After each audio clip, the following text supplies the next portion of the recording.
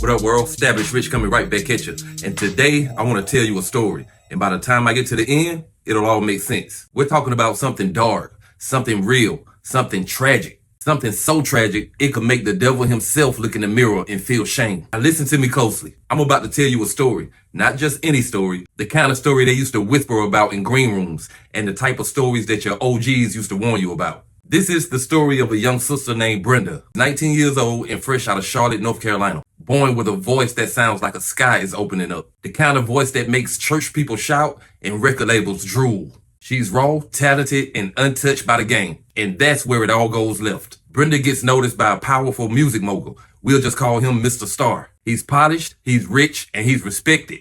And he's been in the game for decades. But beneath that tailored suit, beneath the pearly white smile and the industry accolades, lives a wolf. And Brenda, she's just fresh meat. Now listen, this is where the story goes left.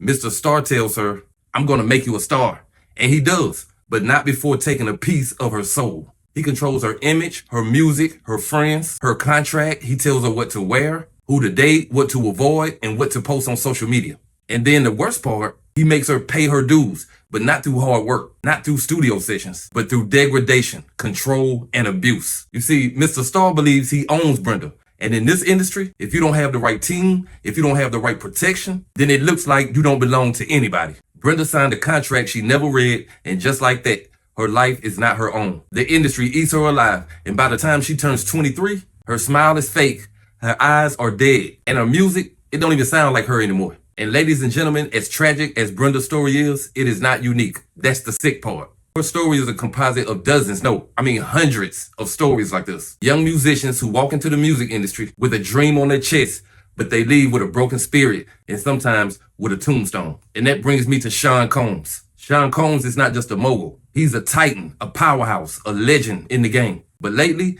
he's also looking like the poster child for every industry nightmare we ever warned a young artist about. Every stereotype we've been warning people about. Every ugly industry rumor. Every story that starts with, you gotta do this if you really wanna make it. It all comes to life in these allegations against Sean Combs. The control, the abuse, the manipulation, the culture of fear, the silencing. The industry takes young talent and turns them into property. And in Diddy, we see what happens when power goes unchecked for too long. This is not just a trial. It's an indictment on the whole system. A system that was built to devour talent and only leave ashes behind. And Diddy, he may be the first to stand trial on this stage, but he is not the only one who built it. Don't get it twisted. There are more Diddys out there. There are more Brendas, more singers, more rappers, more producers, more dancers who never escape. They're not on the charts. They're not on tour. They're not at the award show circles because they never made it. Because the game don't love you back. Now, I know this was a heavy topic, but if you care about music, if you care about the artists, if you care about justice, then you better start paying attention. Because Diddy didn't get to this point through isolation.